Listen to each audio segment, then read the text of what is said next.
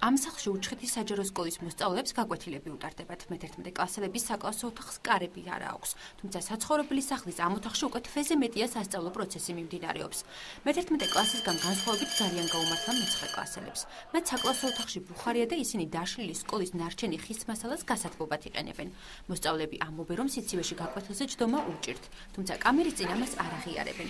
სამშენებლო კომპანიისგან განსხვავებით მოსწავლეები ამბობენ, რომ ახალი სკოლის მშენებლობა 10 დღეში დასრულდება. აქ ვსწავლობთ ერთი თვე მაინც.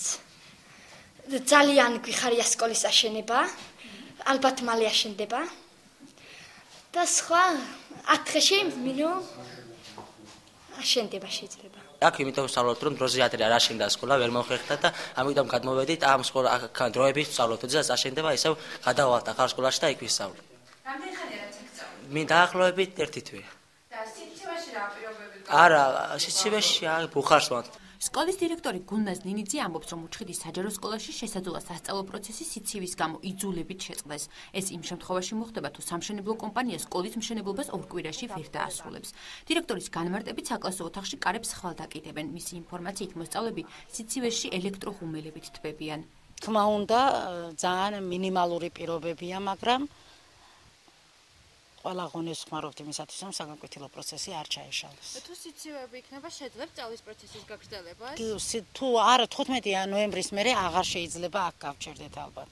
თუ ამინდები იქნება რაღაცა სასწაული, მაშინ შეიძლება გავაგრძელოთ და თუ არა და ალბათ დიდი სიცივეები როცა იქნება, შევწყვეთ მუშაობას და როცა დასრულდება, შაბათ-კვირის ხარჯზე ავანაზღავრებთ დარჩენილ დღეებს. დღემდე არც ერთი გაკვეთილი სიცივის მიზეზით ან უამინდობის მიზეზით არ გაცდენილა სკოლაში. სოფელში სკოლის მშენებლობისთვის ბიუჯეტიდან 208.860 ლარი იხარჯება. ტენდერი განათლების სამინისტრომ გამოაცხადა და კონკურსში შეპესეს სპეცჰიდრო პროექტმა გაიმარჯვა, რომელსაც ხელშეკრულების თანახმად სკოლის მშენებლობა 5 სექტემბერს უნდა დაესრულებინა. პირობის დარღვევის მიზეზად კომპანიის მიერ დასაქმებული მუშები სოფელში უამინდობას და ელექტროენერგიის გათიშვას ასახელებენ. კონკრეტულად როდის დასრულდება სკოლის მშენებლობა არ იციან. მშენებლობა ამინდის მიხედვით ცოტა ამინდობაში გვაჩერა. დენის პრობლემებიც ჰქონდა და ახლა მოგვარდა დენი და ამინდის კი გამოვიდა და ვნახოთ. ვეცდებით ყოველდღიურად მალე დავამთავროთ. როდის უნდა ჩაბარებული იყო სკოლა? ჩაბარებული, ადრე უნდა ჩაბარებული იყო, მაგრამ ამინდმა ხელი ისქნა და ამინდი არ გამოვიდა კარგად, რომ ვემუშავა. მე დენი არ იყო ცოტა და ახლა ყოველდღიურად ვეცდებით. ღამაცას ვამატებთ, რომ ჩავაბაროთ ადრე. განათლების მინისტრის მოადგილე ედიშერ ჩავლეიშვილი ამბობს, რომ უჩხეთელებს სკოლა ნოემბრის პირველ რიცხვებში ჩაბარდება. თუ სკოლის მშენებლობა კომპანიამ ამ დროისთვის ვერ დაასრულა, მაშინ სამინისტრო მათ ხელშეკრულებას შეუწყვეტს. ამ ეტაპზე სარეაბილიტაციო სამუშაოები აჭარაში სულ 12 საჯარო სკოლაში მიმდინარეობს.